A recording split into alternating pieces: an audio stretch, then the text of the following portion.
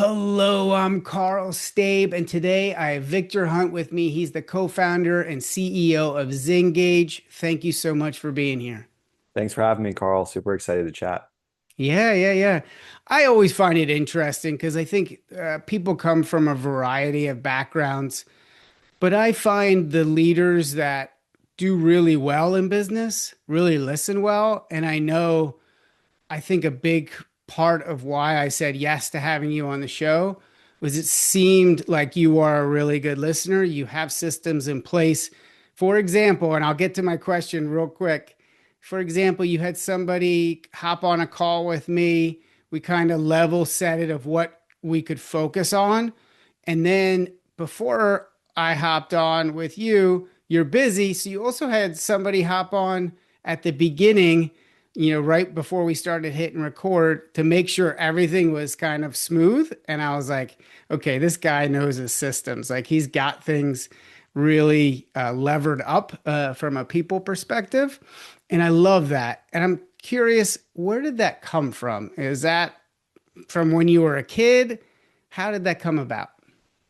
Yeah, I think systems are always super interesting if you're anyone who's excited by Legos or puzzles and video games, especially the kind of multi-level video games where you're trying to sort of debunk the bigger system at play to kind of unlock new challenges. And so I've always been super fascinated with that kind of gamification of life and looking at life as this sort of how do we get more done, spend more time where we're energized? And that doesn't mean doing easier things. It often means the opposite. It's harder challenges, but challenges where there is a clear line of sight to figuring out the lockbox code, so to speak, to make the system work, to pull things together. And so I also grew up with um, three younger siblings, a family that was quite large and dispersed and single parent household. And so I was often tasked with wrangling and herding cats amongst my family members to try to mobilize and get things done. So I think a lot of that kind of just comes naturally as a team player, as a leader, and as someone who is trying to achieve a goal and have a good time as well and really enjoy the process with it. Yes. Because if you're not enjoying it, you're not doing a as good of a job as you could. So I think that comes back to one of the key points that I wanted to cover was how you gather feedback, take it in, and then take action on it. Because I think so many people, even people that I've interviewed, have something in place, but actually being able to implement the feedback, that's where it gets hard, prioritization, all that. Can you walk me through your system? Yeah, I'm always looking for systems that naturally incorporate feedback loops. And so, first of all, the idea of getting feedback as a general principle. I am always this kind of person who appreciates any feedback, especially unsolicited feedback. The unknown unknowns are these sort of demons that haunt us. What are we not chasing? What are the problems that we should be focused on that we're not thinking about? And that I think is always super valuable. And so just kind of being, as you said, a good listener, trying to preemptively sort of ask questions that open my ears to the information when it's hiding in plain sight. And part of how we kind of build these natural feedback loops and how I do this personally is just, kind of setting up time for this sort of open door policy. One of my favorite talks is Richard Hamming from Bell Labs, who talks about in one of his lectures this sort of idea of what contributed to the folks at Bell Labs who won the most Nobel Prizes. And his theory was all about the open door policy. The people who worked with their doors closed got a lot more done. They felt more productive and they were able to sort of steamroll through their goals. However, the people who worked with this open door, so to speak, and socialized more, while they were more interrupted, they were often more confronted with the question of what are you working on? Why are you working on that? And it put them in a position to ask this more meta level question, which is this the most important problem in your space? And if it's not, why are you not working on that? And that recursive loop of identifying these bottlenecks, continuously pursuing the global maximum, that's what really leads to this outcome we want at the end of the day. And it kind of also builds on the idea of greatness isn't planned. It's, this kind of constantly divergent process of evolving ideas, an iterative process, but that only happens if you have this maximum collisions where you're getting the feedback to push your vessel, your route into the most productive and the most kind of upside oriented method of pursuit. I love that. Okay. Now, the system I'm hearing is the open door policy is not just an open door. You walk out that door and go talk to people. Because what I've heard is a lot of time, oh yeah, anytime people can come in and walk in, but we are habits of hierarchies. We don't just walk into the boss's office and be like, "Hey, this is what's going on." And I think what you're saying is you go out into that jungle and say, "Hey, what are you working on? Why are you working on that? How's that work? How's that roll up to the higher goals that we have in this company?" Which what I'm hearing then reinforces your ability to say, help them get back on course and focus in the right areas. That's right. And it's a lot of repetition, which I think most people forget, is the fact that leadership is a very redundant process. You have to repeat, repeat, repeat, because we often forget what is the most important goal. We get caught up in the pursuit. And so, yeah, and the benefit is not simply just asking other people, what are they working on, but in asking oneself. I have sort of these rituals in place, be it the daily rituals, the kind of weekly or kind of campaign level rituals, and how I organize that recursive check-in process with myself as well as with the team, so that there is a moment of reflection that can course correct when needed, or clarify when things get really just out of whack. Mm. Yeah, and I think this is really important to touch on because I don't think people think about this as a system, right? Because it ebbs and flows as things happen and or don't happen. And back to your point, it can feel redundant. It can feel like you're micromanaging, or it can feel like you're bothering people. But what you're saying is it just helps everybody sync together. And when you reframe that in your head, that systems becomes much more actionable on a consistent basis because you are helping them and you see it as helping them versus micromanaging them. Yeah, exactly. I mean, everybody, sort of has their sandbox, and their kind of island where they're pursuing ideas and goals. And so, a lot of it is a matter of approach. We're all rowing in the same direction, fighting for the same mission. And so, reminding and starting our conversation on that premise, which is, this is what we're here to achieve. And even on a personal level, how can I help you unlock, that next stage of your growth, so that it never feels adversarial on this kind of individual to individual basis. And there is conflict, there is friction and disagreement. Don't get me wrong, but the most important thing is to know that all of that is in contribution towards the greater goal, which the ideal for me is to have a conversation where if we identify a bottleneck or a disagreement, that it never feels like we're a clash of egos, but rather ideas in pursuit of an aligned philosophy, but maybe with different means of how we get there. And that tends to yield a much more energizing type of kind of check-in process. Okay. And so with 20 people, you can't have these type of conversations every day or even every week because you have your own work. What other systems do you have in place? Do you have surveys? Do you have employee interviews? What do you do to help you capture this besides these ad hoc type of, conversations?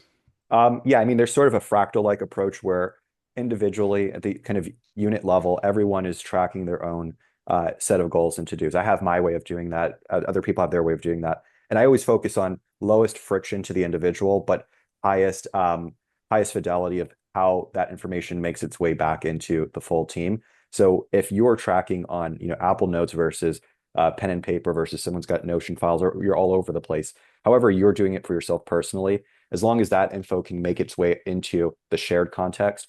So if it's for the sales team, for instance, they're tracking on a week over week basis, the metrics we care about, but how our BDRs look at, their own calendars, might be just independent to them.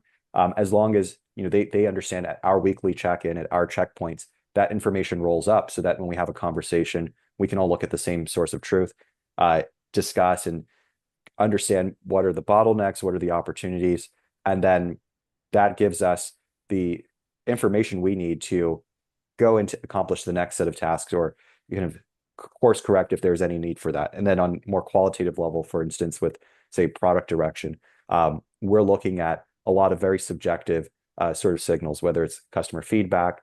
We're looking at things that we want to achieve and determining what do we prioritize versus what do we kind of put on the back burner or pause.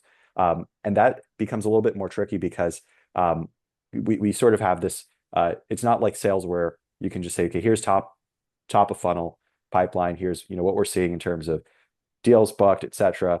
That's a very hard science type of quantitative approach. But for something like product, you're sort of deciding on the basis of taste.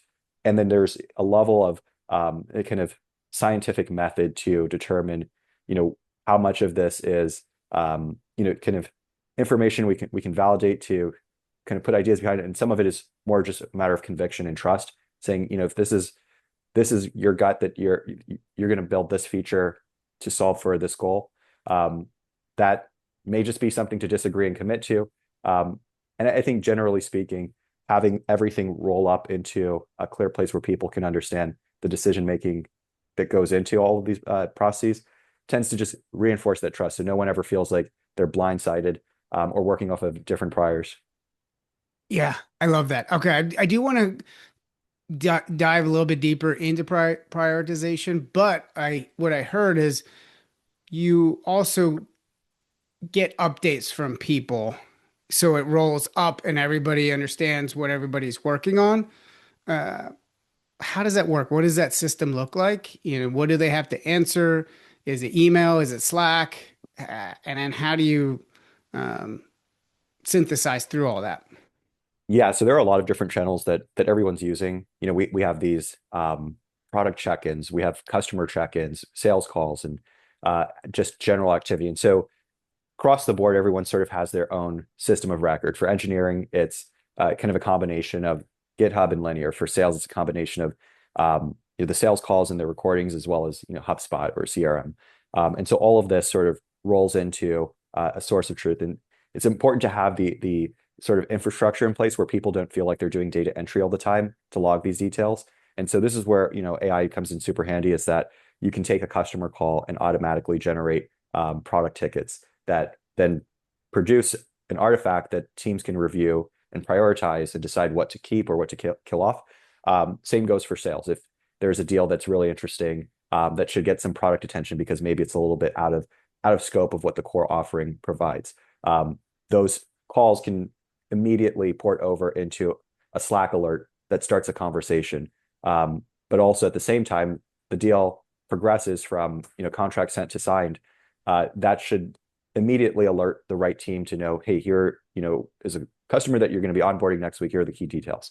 And so all of these things sort of happen naturally in the course of events. And our biggest thing from a kind of system level internally is building the autonomous logistics so that our team can focus on their true superpowers and what energizes them most. For sales, that's engaging directly with customers. It's not necessarily writing, every email or moving deal cards on a Kanban board. Same goes for product and engineering. And so we look at these opportunities to say, where does the context originate? How do we how do we naturally move it and progress it as we would if we had all the time in the world? And then from a kind of cadence of check-ins, I think this is a little bit more kind of situation dependent. So depending on the intensity of the sprint, we may have daily check-ins. We may have something where it's a 15-minute sync, a stand up just to say, hey, what are the bottlenecks? None, great, we'll move on. Or it might expand because we've got more to go over and we've got to troubleshoot. We tend to have it at a minimum sort of these kind of weekly checkpoints because we're a very in-person team. Those in-person checkpoints sort of feel like a way for multi-team collaboration, whereas within product alone or within sales alone, there's just a lot of sort of you're just talking to the guy next to you. You're talking to, the engineer about something you're working on at an ad hoc moment. There is no sort of pre-scheduling, and these natural kind of pockets of time expand into, all these ideas that show up again at those kind of cross team meetings. And then from a personal level, I think it's super important that everyone sort of checks in with themselves. I do this with, what I call like my campaign management system for myself personally that I've been doing for about 5 years, where I have a campaign at any given time that I'm working through, where there is a clear North Star goal or a subset of goals related to personal life, business, health, etc., and how I'm breaking that down on a week over week basis in this very time box span of time, in this span of time, and using that as a method to check in with myself to say, am I running on the hamster wheel or am I making real progress? And are there things that, very importantly, this is true for everything, is what are we saying no to? Because if we're not saying no, Mhm. inevitably we're doing too much. We're just not uh, we're not going to get what we need done. And so that's a big part of great systems, is the kind of pruning and hygiene around it. And that comes back to prioritization, right? Because if you're don't have priorities and you're all over the place, you're not getting anything done. It's the Pareto principle, right? 20% of your effort gives you 80% of your results. But how do you keep getting back to that 20% so you're doubling down on what's working well? Do you have a system in place for that? Like what are you measuring and then how do you track towards it so then you're like, oh wait, what are we doing this for? Like, okay, this is too fuzzy or this isn't working. Let's eliminate it. Do you have a process for that?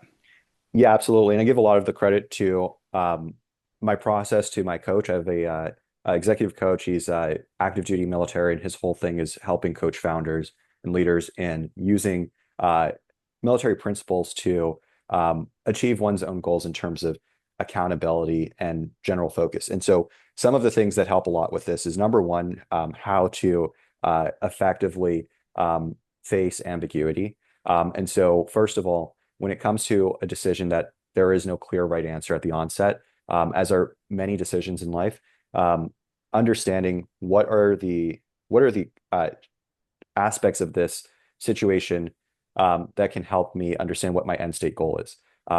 For example, perhaps the company goal is to grow revenue, or is it to solve a certain type of a problem for customers so that we can do more for the people we serve. Um, the answer behind that can be very multifaceted, and the path we take can be very multifaceted. And so one of the ways that uh, he taught me how to kind of face this ambiguity is a process they use called COA-DEV, which is course of action development, where you are, first of all, deciding what is the end state goal here. And there could be a number of end state goals, but once you really uh, get down to what matters most, what are the most decisive attributes of that goal, how do you then envision getting to that goal? What are the different possible courses of actions, and then wargaming that out to understand what are the second and third order consequences of a certain path.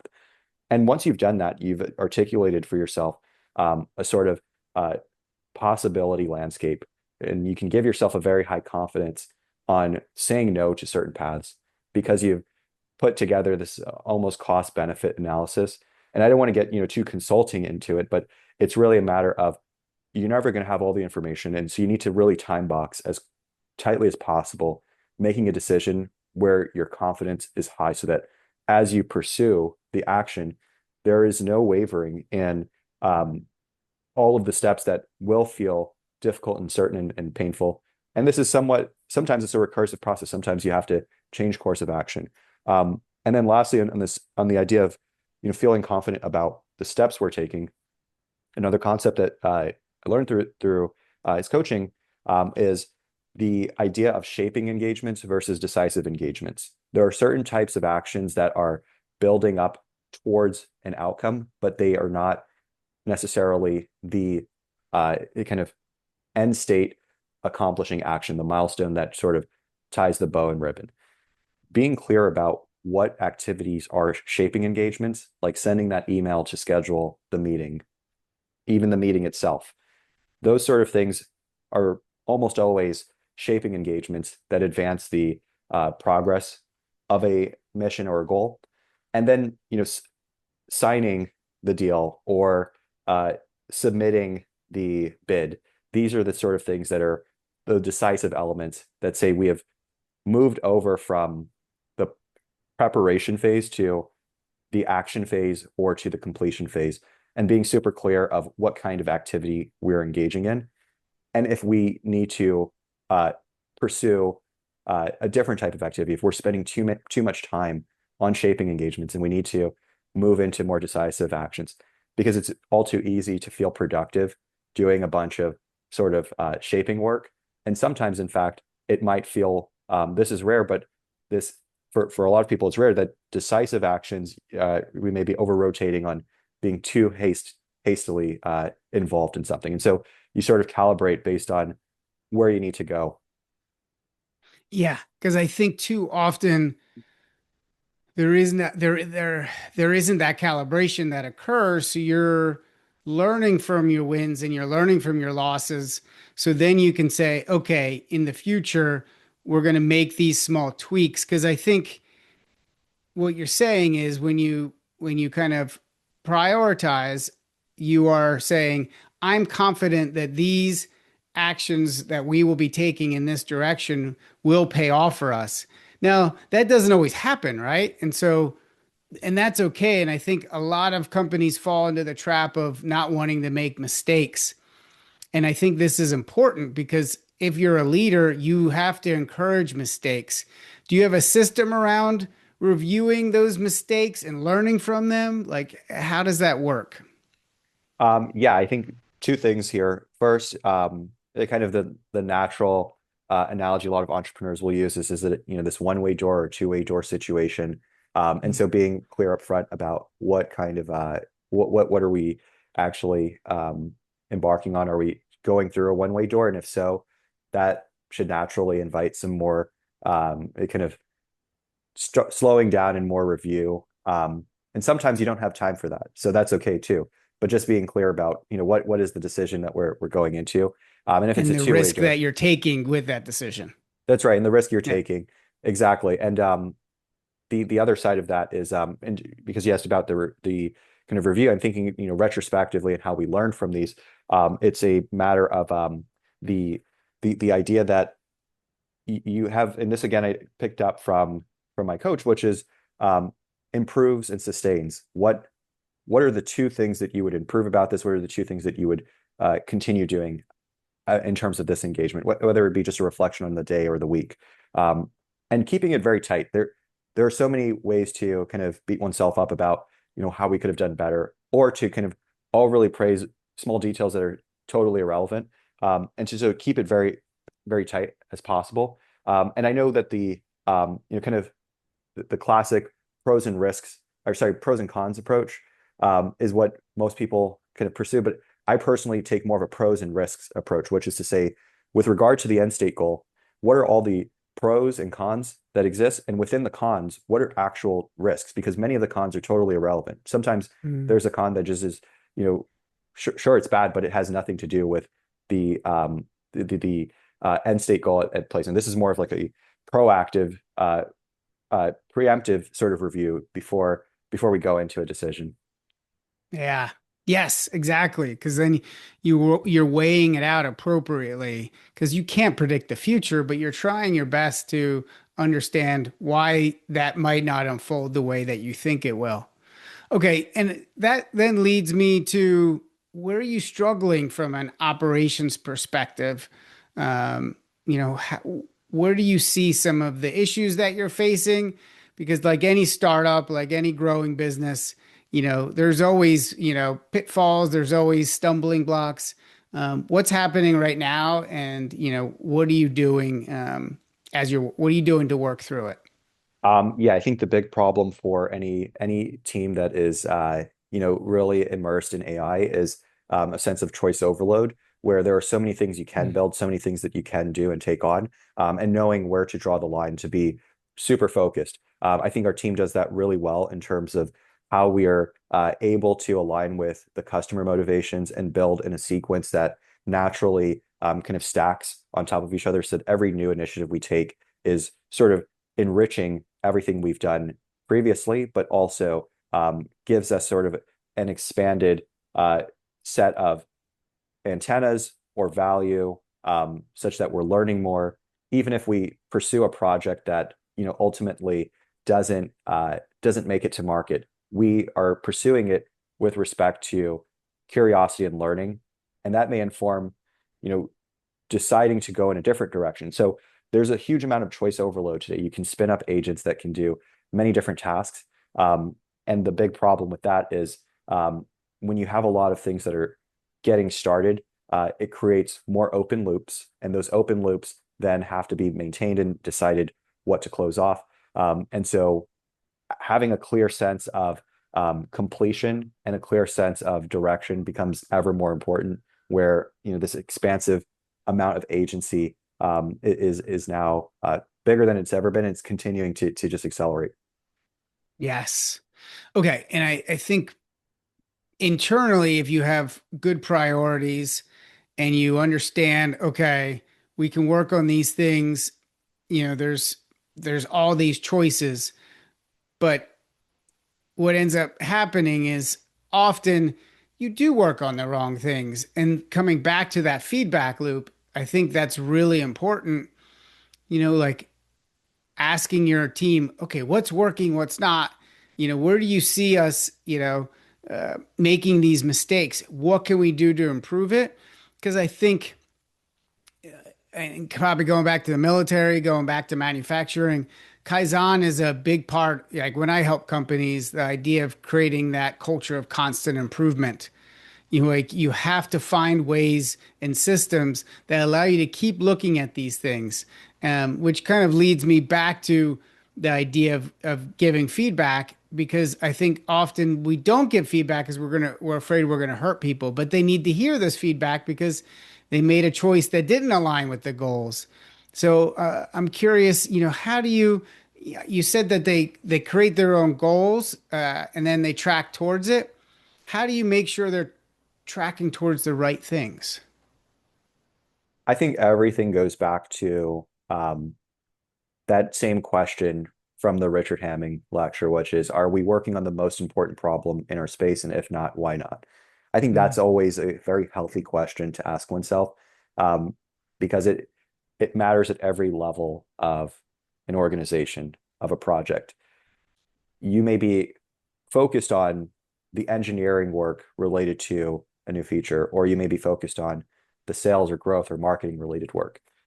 And the question is, what is the North Star of that project? Why are we as a team, as a company doing this? Is this something that you don't believe we should, as a company, be focused on? And if so, bring that up, because that should be the first question that everyone gets alignment on. And then within our own stations, how are we pursuing completion of our individual task, and constantly asking ourselves that question? And I think that becomes a very healthy way to diffuse any sort of kind of tension when it comes to negative feedback, um, or even uh, reinforce the work that someone is doing. Because if you don't feel like you're doing the most important work, if you feel like, of all the things I'm working on today, this day is about 80% spent on nonsensical tasks or things that are so second or third order effect related to my most important task, then I've wasted the day.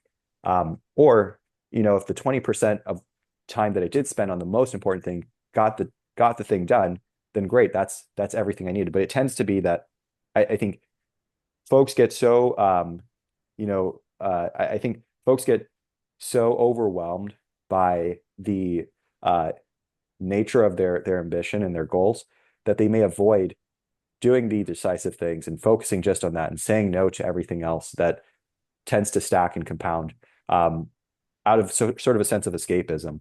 And so it's a matter of Mm. realigning them to say, none of this other stuff matters. You can miss 100 emails. If you respond to this one email, that is what ultimately makes or breaks the success of this project, the success of this campaign, this quarter, your career, etc. And it is constantly having the ability to refocus. And so much of it is a psychological game, and exploring where are those bottlenecks, in pursuit of this very clear focus. And so that's what I always aim to clarify for myself and for the team.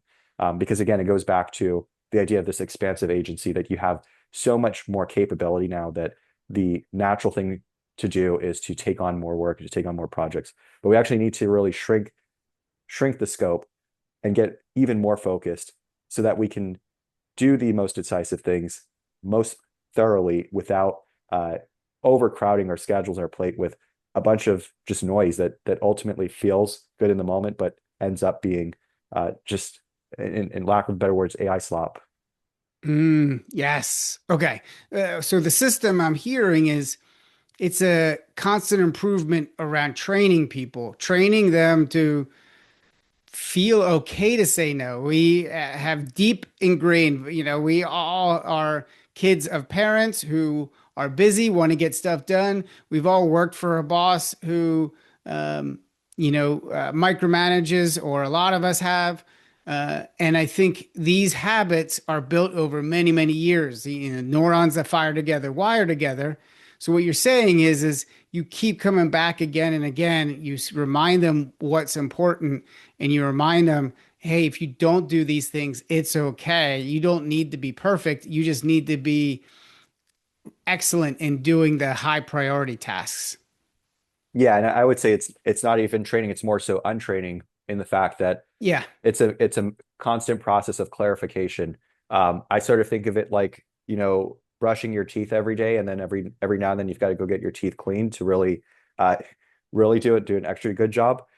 Because we build up all this plaque over time, and the plaque is the sort of distraction. There's all of these kind of ornamental sort of productivity related goals that stack onto our calendars that simply don't matter. And if we don't prune, if we don't actively sharpen the focus and narrow the aperture, then we end up just feeling like a complete disoriented mess of a schedule. And it may Mm. feel like if we checked off 100 things on our to-do list, may feel like a really good thing. But for the most part, when you ultimately reflect, if it hasn't led to the decisive engagement of your end state goal, and that end state goal being the most important thing of what you should be working on, then it will feel completely wasteful. And just that is the thing that we all want to avoid. Is we don't want to exit a very intense period, or whether it's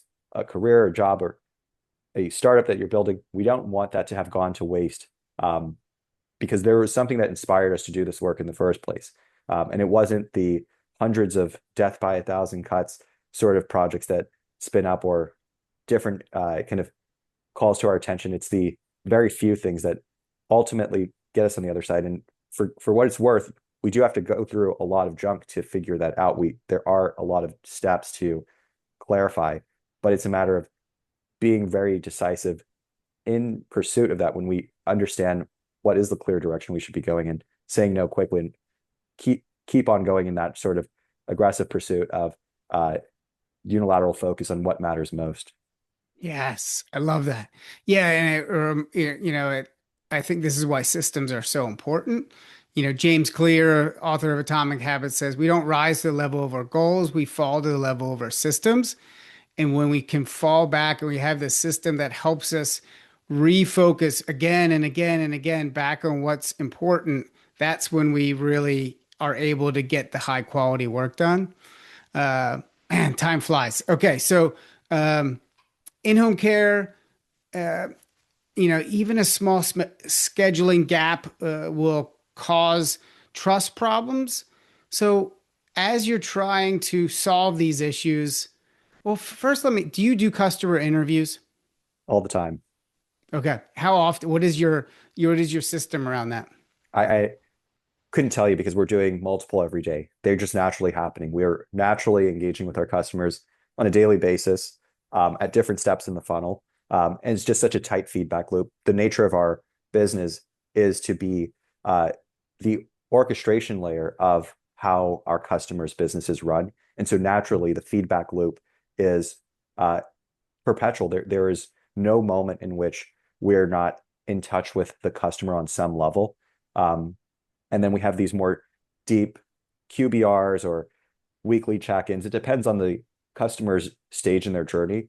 But we are actively absorbing as much content as possible and naturally baking in those feedback loops so that it's just a natural part of our routine.